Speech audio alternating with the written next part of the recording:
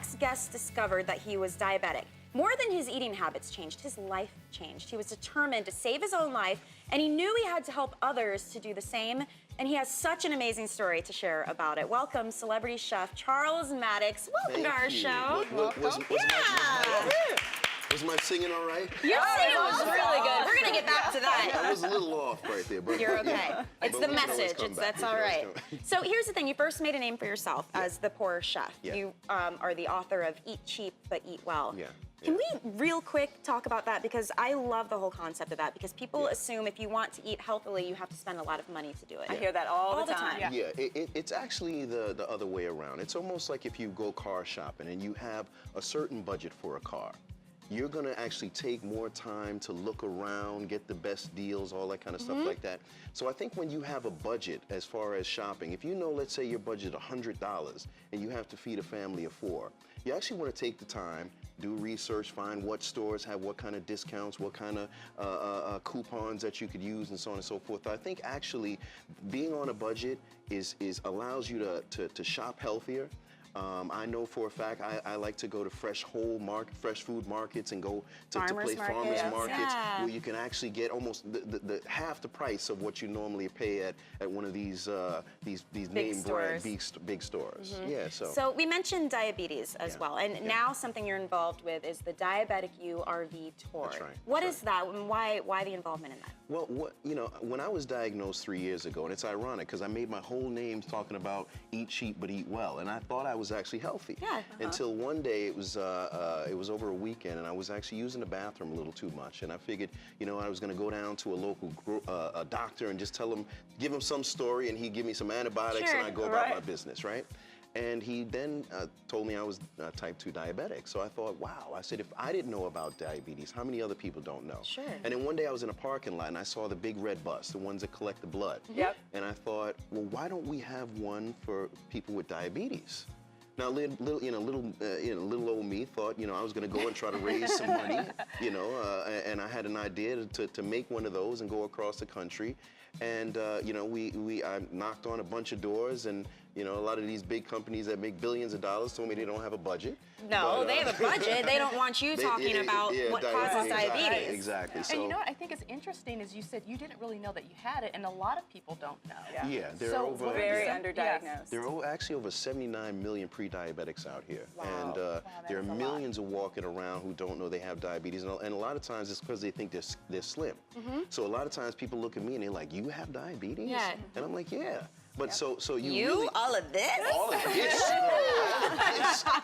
Let me stop. So I teamed up with Shire and Heal Together and Munitech and Centra 5 and some great people, and we are literally going across the country. Love it. I'm going to bar mitzvahs. I'm going to reach them where they clinics, are. wherever you see there's 2 or 3 people, we are there. Yep. And so far, it's been an amazing tour, and we're changing lives. And here's the thing, another way to spread the word. You're also working on a documentary and a reality show. Let's take a look at a clip here. Yeah.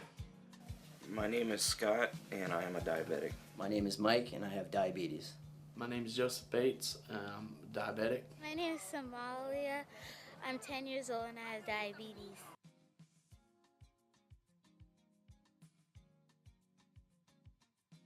When I first started this journey, I had no idea where it would take me.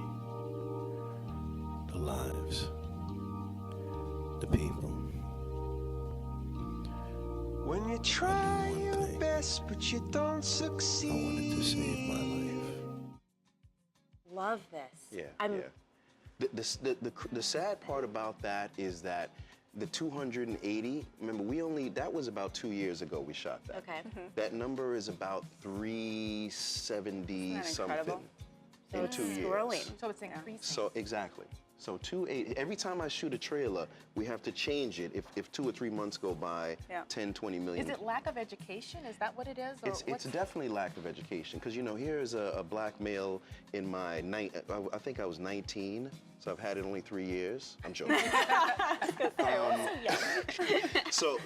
But a black male in his late 30s not knowing anything about diabetes, I was like, if I don't know, And I thought I was healthy, and I thought I was eating right and doing the right things. How many other people don't know? And these people look happy too that you're there and helping them. It's not like a big downer tour where we're going and saying, you have diabetes. You know, you're trying to help people. Yeah, no, people are bringing their husbands, they're bringing their daughters.